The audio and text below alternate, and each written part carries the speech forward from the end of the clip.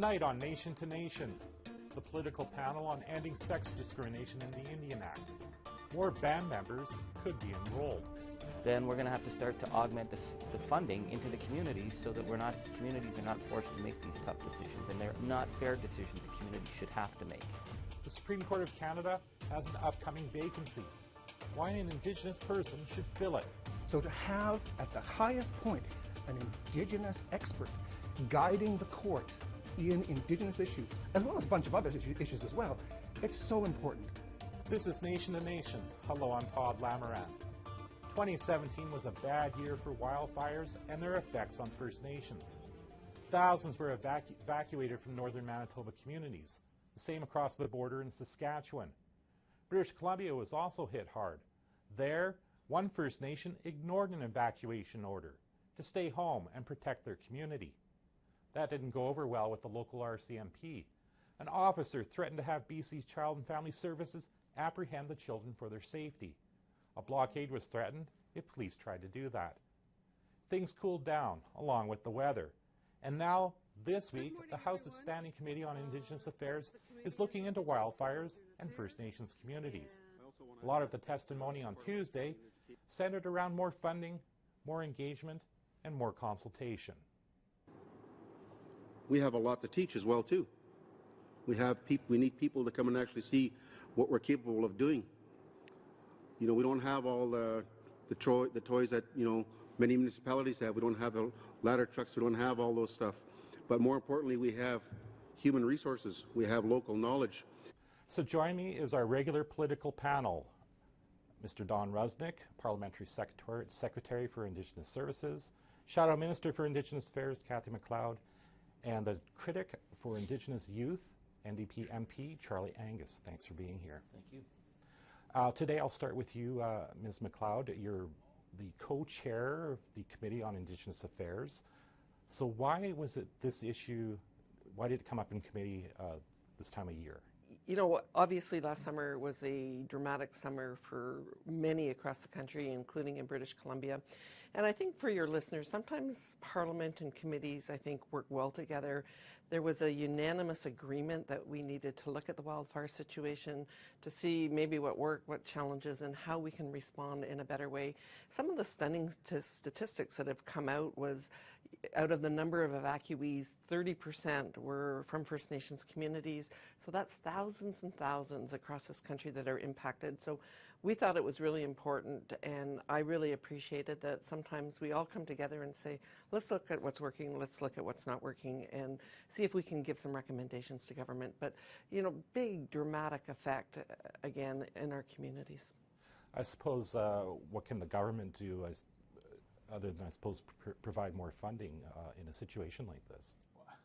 I don't think it's just about providing more funding. I think it's about coordination with the provinces, working with Indigenous communities and our provincial partners to make sure that the problems we saw in certain areas of the country this year don't repeat themselves. So we've heard from witnesses at the committee that First Nation or Indigenous fire marshal. We've heard about more resources in the communities, better coordination with our provincial and Indigenous partners. We've heard a lot of things that I'm sure will make it into the report and make sure that we don't have some of the problems and issues that we dealt with this summer. Mr. Angus, of course, you're not on the Indigenous Affairs Committee, but you do represent a northern riding. Does any of this ring true, especially what happened out in Western Canada? Well, I think what we see right across northern Canada, Western Canada, is Indigenous communities are on the front line of a lot of what's happening with climate change. Evacuations from flooding, the fires are very serious. You know, we've had a great deal of experience in my region with emergency evacuation, and the provinces work extremely well with the First Nations. There's a lot of expertise. The question that keeps coming back, it keeps coming back though to the underfunding because of the need for training. The fact that we still have emergency services basically under the 2% cap. You know, on reserve, fire deaths are 10 times higher than in non-Indigenous communities. So there's a serious issue.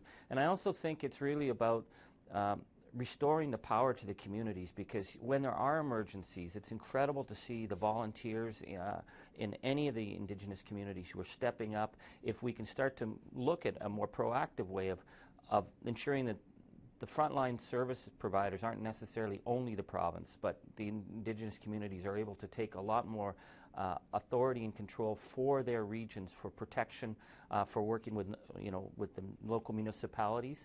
It could be a win-win, but it will take some serious investments to make that transformation. I think I just want to add that we heard about in Australia, and I know it was an issue in BC, where there was some community members who wanted to stay behind. They wanted to fight the fires. They know the land. They know the patterns of what would happen. And of course, there was a whole pressure around evacuation, whereas in Australia, they create a training program where it's defend and stay or leave right away. And I think, there's some things that we can learn in terms of how we, again, maximize the people that really understand the land and will understand the behavior of the fires.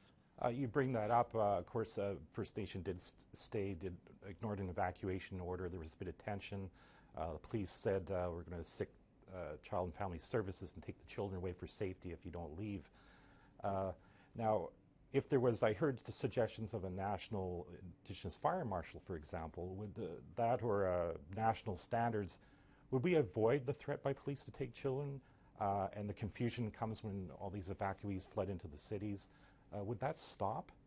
I think what we need, the National Fire Marshal, Indigenous Fire Marshal, might have some opportunity to create coordination across the country, but those are conversations that we need to have right now in terms of, okay, where is it appropriate for people to stay and fight, and when should people leave? So I think this is some of the lessons that we're going to be learning. It was the same with our ranching community. They had the equipment, they knew how to protect their land, but they were being encouraged, like the First Nations communities, to evacuate, and they wanted to stay and they wanted to protect their homes. And so those are part of what I think should be some of the lessons learned, is how next time can we have a better response. One of the witnesses I recall was saying how climate change was making fire behave more destructive, or it was behaving differently. How fast can committee work, though, turn into government policy? Well, and the government isn't just waiting for the report of the committee. Of course, we're hearing a lot of important things at the committee on how the government should respond, but the government has been working with First Nation communities and our provincial partners to make sure that the lessons learned from this past season's wildfires and the mistakes don't happen going into the future. Mr. Angus, I suppose, what are the consequences if we don't act quickly on this issue? Well, we are seeing huge economic costs to all northern communities from the kind of wildfires we're seeing. We have to really start to think about forest management in changing climate. We have to make sure that our communities are prepared. We need to have some better long-term solutions. So we have to start putting those resources on the ground to prevent tragedies. I would say that there's, in any evacuation of a community, there's tension, there's confusion, but if the people have the resources, we're going to be much better prepared. And the bills come due. I mean, the climate effects are hitting us now, and we're seeing it in floods.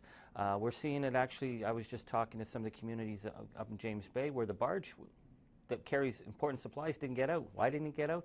Well, it's actually the wind patterns are changing on the rivers. Like, they're starting to see those dramatic changes that are affecting delivery of services.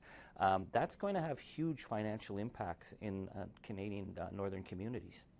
Now, we still have time. I want to change topics up a little bit. It looks like a deal has been made on Bill S3, legislation to get rid of sex discrimination when it comes to determining status in the Indian Act.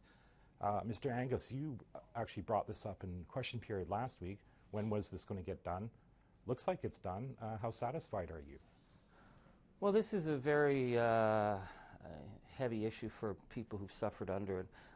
My concern is the issue of the consultation. It sounds benign, but what the consultation comes down to is we're downloading the cost of years of government discrimination onto the communities. If you're going to expand the potential band roles by ending sex discrimination, there's smaller and smaller pieces of the pie for post-secondary, and the communities are going to feel that pressure. So I'm concerned that we're going to have more consultation, but the consultation is about how the communities are stuck with a very small piece of their resource pie. If we're going to expand the role of the Indian Act or the numbers, then we're going to have to start to augment the funding into the communities so that communities are not forced to make these tough decisions, and they're not fair decisions that communities should have to make.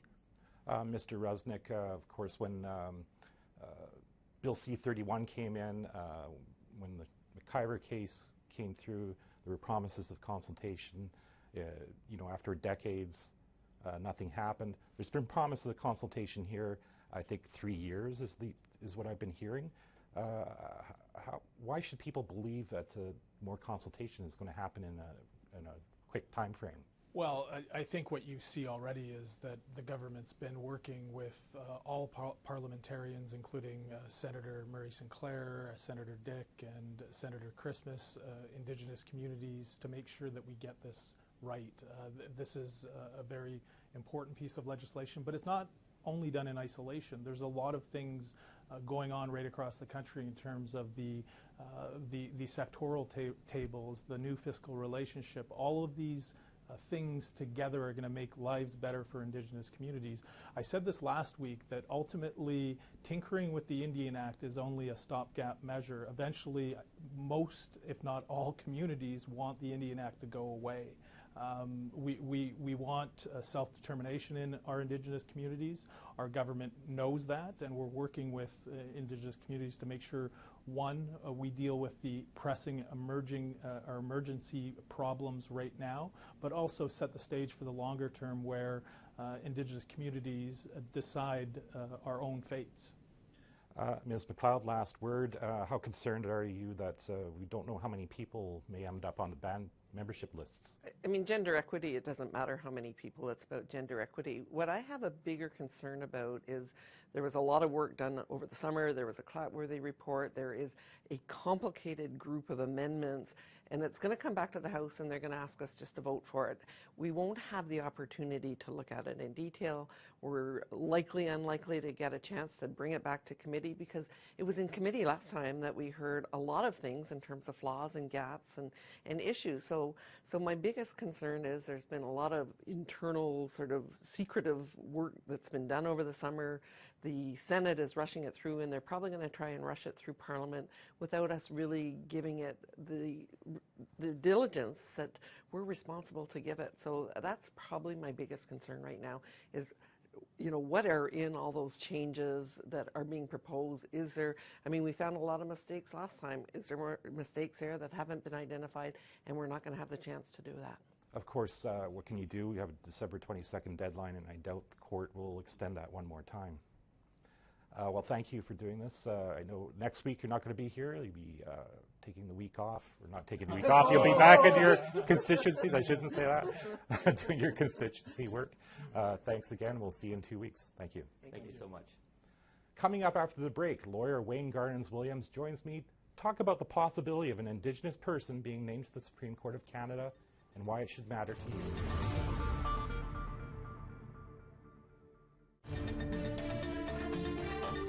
Welcome back to Nation to Nation. On December 15th, Justice Beverly McLaughlin will step down from the Supreme Court of Canada. Right now, Prime Minister Justin Trudeau has a short list of 3 to 5 names for her replacement. It's been widely speculated one of those names is an Indigenous person. Join me now is lawyer Wayne Garnons-Williams. He's been practicing law for 25 years in Ontario and British Columbia, and being a senior executive in the federal government working in the field of court administration. Welcome. Thank you. Welcome. Now, why should Indigenous people care about this appointment? Because it's really important. When we look at the most recent Supreme Court of Canada decision, the Jumbo Glacier ski resort case that happened just last week, we see that there is still so much to learn with respect to understanding Indigenous law and philosophy. That case, of course, was dealing with the fact that a ski resort was being built and was still being built and expanded, and there was a religious freedom aspect put on for an argument for Indigenous peoples. The court unanimously found against Indigenous religious freedom because there's a difference. There's a key difference here. European-based religions are based on a deity that you worship and it's a structured system where there's a belief system. The traditional Aboriginal system is based on, generally, on a land-based system, so that there's the Supreme Court of Canada basically said, we respect the right of freedom of religion, to practice your religion. We'll protect that, but we will not protect sacred sites of Indigenous people, which goes to the heart of Indigenous freedom of religion. So there's so much to learn with respect to a new appointment on the Supreme Court. Do you think an Indigenous person then would have brought that up and maybe changed a few minds? Absolutely. Two candidates that are really, really coming, that I think should be on the list would be Professor John Burroughs and Madam Justice Mary Ellen Turpel-Lafond. Both of them extremely qualified, having their PhDs. They've both been professors. They are both eminently qualified. And if they were on the bench, they would have been able to, at least in a dissent, provide information about the difference between Indigenous religious practices and Western practices. So I think that's really important and missing right now in the Supreme Court, and not just in religious freedom, but in all aspects dealing with religious philosophy, legal concepts, constructs, the whole thing. You just brought up two names. Of course, we don't know what's on that list, but we're hoping two of the names are those names. Let's take them one at a time. John Burroughs, he's was a law professor out at the University of Victoria. I know he's taking a sabbatical at McGill University right now, boning up on his French, I'm hoping. What makes him a good candidate? Well, for example, when I was the registrar of the federal court, and that's basically the senior executive in charge of the court, when we train our judges to learn about Aboriginal law, because not everyone understands Aboriginal law, who do we go to? We go to Professor John Burroughs to teach the judges Aboriginal law. So that's an example of the caliber of capacity that Professor John Burroughs brings to it. And of course, Justice Mary Ellen Turpel-Lafond, it goes without saying, she is a dynamo. She gets things done, and she's incisive and inquisitive, and she doesn't give up, and she makes sure that there's positive change. So both of them are highly qualified. Of course, you brought up Mary Ellen Turpel-Lafond, who was known to our view as the former child advocate out in British Columbia. Does she have maybe an edge because she does speak French, that she might have an edge on this appointment?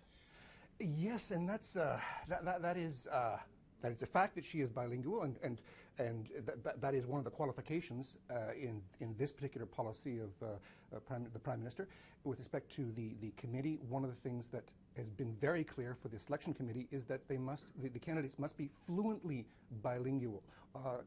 It's not just conversation French; it's ability to read, to write, and to converse in French, and not just regular French that you and I would speak, but it's the technical, legal French that's important here, because of course there's an expectation that everyone should be able to attend the court and speak in two official languages and argue in two official languages and have a conversation and a legal decision in two official languages. So that must really hurt John Burroughs' chances then at this appointment.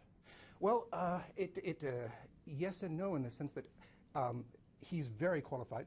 And we don't know the level of his French right now, and I assume, he's a very intelligent man, and I'm sure that you mentioned the fact that he has been taking French. I'm sure he is probably up to the task and will be a quick study and will be qualified should the appointment come to him.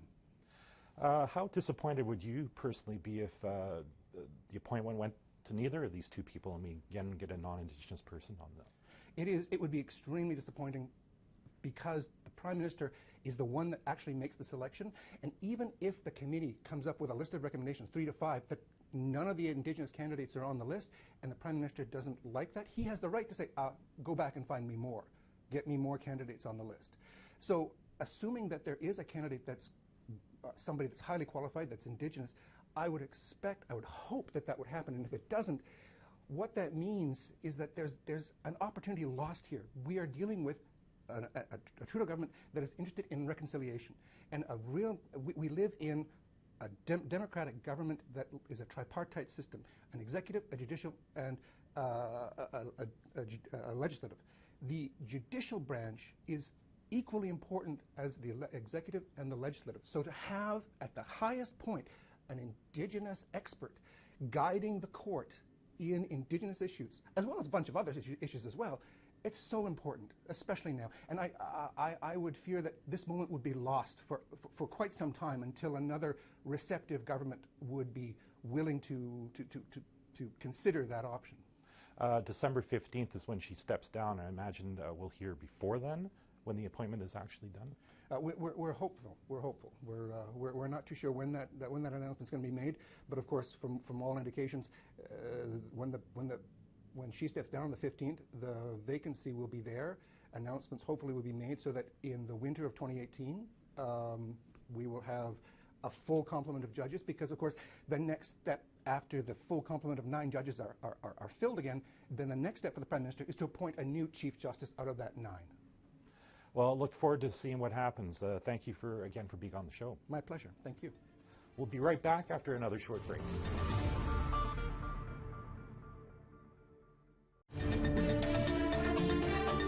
Welcome back to Nation to Nation. Before we go, I wanted to revisit correctional investigator Ivan Zinger's testimony before the House Committee on Public Safety. It was on the overrepresentation of Indigenous people in federal prisons. Over a week ago, Zinger called it the most pressing human rights issue in Canada. Before the Public Safety Committee, he told MPs that small increases in funding for initiatives would not be enough. Tweaks are probably no longer the required actions that needs to be put forward. I think the government has to be bold here, because many governments before yours or previously have attempted to tweak the system.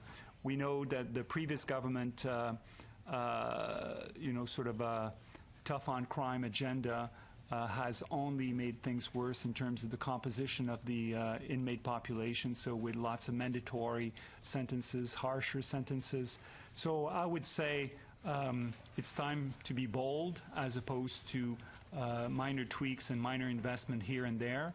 After the meeting, Zinger told me he's cautiously optimistic with the direction the Liberal government is moving. Certainly the commitment of the Prime Minister to try to address the overrepresentation of Indigenous people in federal corrections and in prison across the country, and trying to resolve it within the next decade or so is important, and the fact that parliamentarians are now seized with that issue is a good sign. In fact, 3 different parliamentary committees are touching upon the issue. In addition to public safety, there's the Senate Committee on Human Rights. It's been hearing testimony on overrepresentation in its study of human rights issues in prisons. An interim report on that is expected later this month, with a full report the middle of next year. Now here's where you can get involved if you're interested. The House Committee on the Status of Women is looking for written briefs on Indigenous women in the justice and correctional systems. They're going to be examining women's access to and treatment in the justice system, access to appropriate legal services, on incarceration rates, and treatment of women in federal prisons. The deadline is January 26th of next year. If you think you'd like to contribute, here's the address below for more information. You'll see this press release. I'll also post a link on my Facebook page. My profile is public, so you don't even have to friend me to see the link. Now, if you missed any part of tonight's show, Nation to Nation is available as a podcast. You can find that at aptnnews.ca/nationtonation-podcast. I'm Todd Lamoran. Have a great evening.